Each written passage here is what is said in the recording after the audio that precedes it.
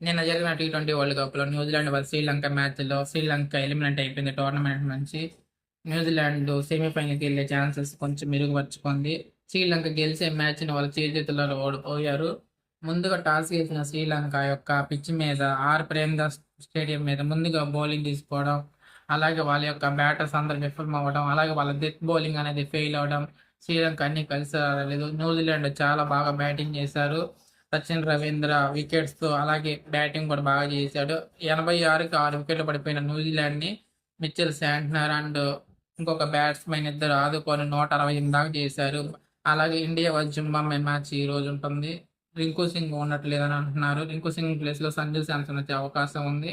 ఇండియాకి ఇది must and win match. అలాగే south Africa and West Indies match కూడా సౌత్ ఆఫ్రికా గెలిస్తే ఇండియా, జింబాబ్వే అండ్ మిగతా మ్యాచ్ వెస్టిండీస్‌తో గెలిస్తే సరిపోద్ది. మీరేమనుకుంటున్నారో కామెంట్ చేయండి. అలాగే ఇలాంటి క్రికెట్ అప్డేట్స్ కోసం నా ఛానల్ సబ్స్క్రైబ్ చేయండి.